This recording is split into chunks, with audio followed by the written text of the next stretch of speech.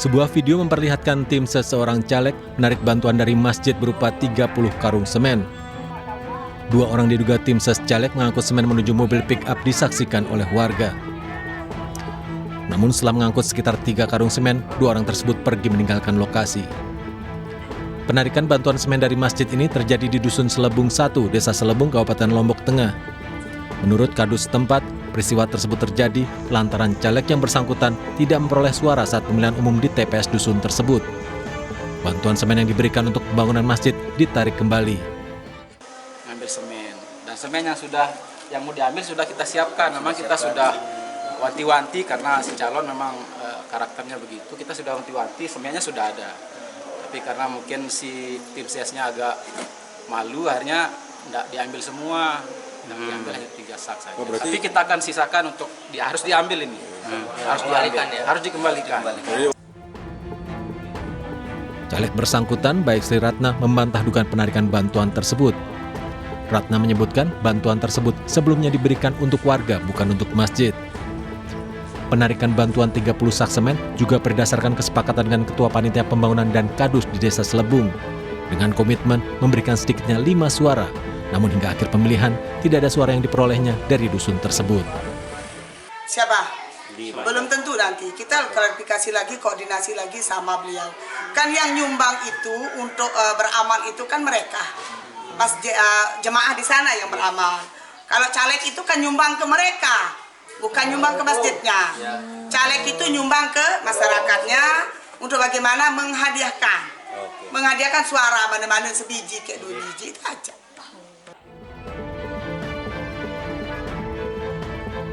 Caleg baik Sri Ratna memberikan sumbangan semen kepada warga Dusun Selebung 1 untuk mendapatkan suara dalam pemilu. Namun oleh warga penerima, semen tersebut kemudian disumbangkan kembali ke masjid setempat. Dari Lombok Tengah, Nusa Tenggara Barat, Emma Widiawati, iNews melaporkan. Pemirsa, berhati-hatilah saat menaiki eskalator. Belasan pengguna KRL nyaris terluka akibat insiden eskalator berjalan mundur di peron 11 dan 12 di Stasiun Manggarai, Jakarta Selatan. Eskalator tersebut kini masih dalam perbaikan demi keamanan.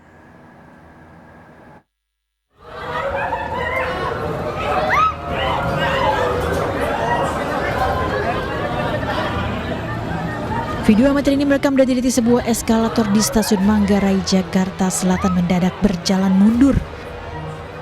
Video yang berdurasi 17 detik ini melihatkan eskalator dalam keadaan penuh dengan penumpang berdesakan, namun tiba-tiba eskalator berjalan ke arah sebaliknya. Insiden bermula saat puluhan penumpang transit akan berpindah peron dengan menaiki 2 eskalator yang sedang mati. Namun tiba-tiba salah satunya kembali aktif dan justru berjalan mundur. Akibatnya para penumpang terjatuh hingga ke lantai. Penumpang yang panik berusaha untuk segera keluar dari eskalator. Namun sebagian penumpang nekat berlari justru ke arah atas eskalator. Insiden ini terjadi pada Rabu sore di peron 11 dan 12 tujuan Bogor. Manggarai itu sebenarnya kayak kepenuhan ya. Jadi kayak overload itu mungkin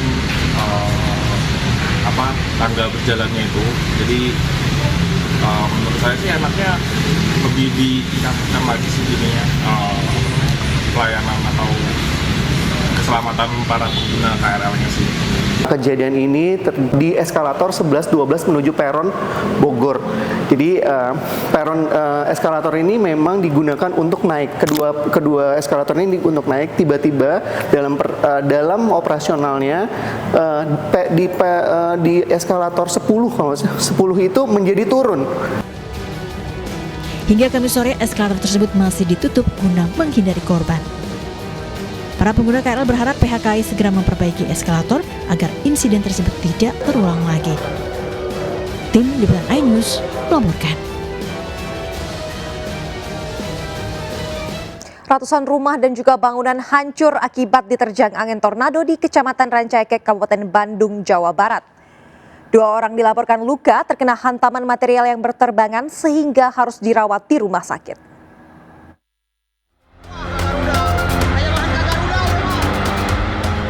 Badai tornado menerjang kawasan timur Kabupaten Bandung, Cilenyi, Rancaikek, Jatinangor. Pusaran angin berwarna gelap menerbangkan dan merusak benda-benda yang dilaluinya. Atap bangunan beterbangan, bangunan rusak, pepohonan tumbang, bahkan kendaraan sebesar truk terguling diterjang angin berkekuatan besar tersebut. Angin menerjang dari utara ke timur di sepanjang Jalan Raya Bandung-Garut mengakibatkan sejumlah kerusakan. Peneliti dari BRIN, Ermayuli Hastin menyebut angin kencang tersebut dapat dikategorikan badai tornado pertama di Indonesia. Struktur tornado Rancaikek dinilai memiliki kemiripan 99,99% dengan tornado di utara Amerika Serikat. Kecepatan angin dalam tornado Rancaikek dinilai melebihi kriteria kecepatan angin puting beliung sehingga menimbulkan kerusakan lebih besar. Akibat terjangan angin tornado, ratusan bangunan rusak di Kampung Pangsor, Desa Nanjung Mekar, Kecamatan Rancaikek, Kabupaten Bandung. Tak hanya atap jebol, plafon rumah ikut terangkat angin kencang. Sepeda terangkat, terbang hingga tersangkut di atap rumah. Trauma masih menghinggapi warga karena terjangan angin benar-benar menakutkan. Pas itu aku habis sholat asar, teh kayak ada suara menggiung-giung gitu. Terus menggiung itu dari arahnya teh dari situ Pak. Dari belakang pabrik ini ke situ tah. Di sini teh muter itu ternyata yang di atas teh kirain teh kertas, ternyata teh seng-seng semua berteberangan. Udah itu teh langsung ke sana. Aku mau keluar, pas mau keluar kan punya bayi segala, itu ada videonya. Ada anak bayi sama anak umur 1,5 tahun, terus sama adik aku.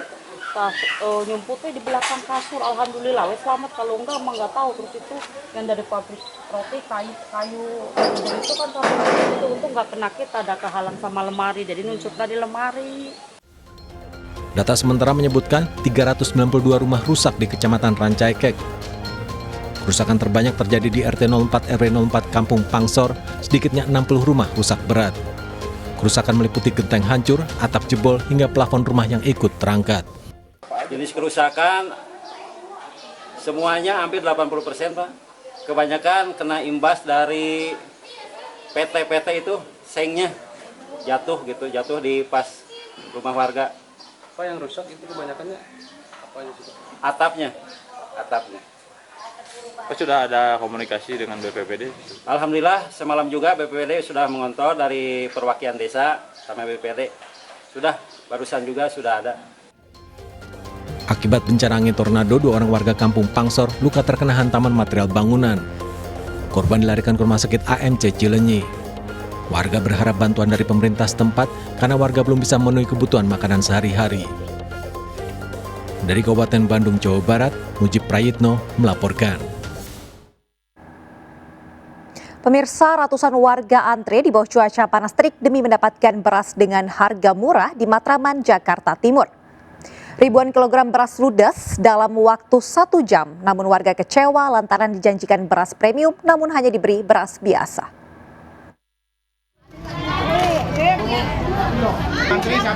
Satu persatu warga dipanggil sesuai nomor antrean untuk dapat membeli beras dengan harga murah Rp53.000 kemasan 5 kg. Pasar murah diadakan Kelurahan Utan Kayu bekerja sama Perum Bulog di halaman Kelurahan Matraman, Jakarta Timur. Pasar murah yang seharusnya dimulai jam 9 pagi molor hingga beberapa jam karena keterlambatan pasokan dari Perum Bulog. Warga juga kecewa lantaran beberapa jenis sembako yang dijanjikan tidak tersedia, hanya paket beras 5 kg. Mbak? 53. Murah nggak? Yang biasanya berapa sih sekarang? Bisa 170. Sekarang mahal ya? Susah atau enggak sih Mbak beras untuk didapat sekarang susah nggak? Susah. Ya. Ini dibatasin nggak belinya? Dibatasin 1 orang 1 paket. 1 paket nggak boleh lebih. Nggak boleh lebih. Cuman ya kecewa juga yang premium nggak datang, minyak nggak datang. Di sernya kan ada minyak, ada terigu, ada beras premium. Tapi yang datang ya cuman ini, dari jam 9 cuman dapat ini Mas. Harapin beras premium ya? Iya, tadinya mau niat beli beras premium. Badan Usaha Milik Daerah BUMD Pemprov DKI Jakarta PT Food Station Cipinang Jaya menyatakan telah mengambil sejumlah langkah untuk menekan harga beras di Jakarta yang terus melambung. Bersama Badan Pangan Nasional dan Perum Bulog, PT Food Station Cipinang Jaya melakukan intervensi pasar dengan menyalurkan beras-beras impor sesuai harga eceran tertinggi atau HET. Berdasar HET, harga beras impor komersil di retail modern dijual Rp13.900 per kilogram. Sementara untuk harga beras impor pedagang eceran dijual dengan HET Rp10.900 per kilogram sesuai program stabilisasi pasokan dan harga pangan atau SPHP. demand dan supply-nya tidak imbang, di mana tahun 2022, 2023 ada fenomena El Nino yang menyebabkan panennya berkurang. Sehingga dengan kekurangan atau dengan defisit tersebut, pemerintah melakukan intervensi dengan melakukan import beras dari berbagai negara seperti Vietnam, Thailand, Myanmar maupun Pakistan. Pemerintah Provinsi DKI Jakarta telah menyalurkan 15 juta kilogram atau 15.000 ton beras premium ke sejumlah retail modern di kawasan Jabodetabek. Pemprov DKI juga menjamin ketersediaan stok beras premium aman menjelang Ramadan. Dari Jakarta, Rio Mani melaporkan.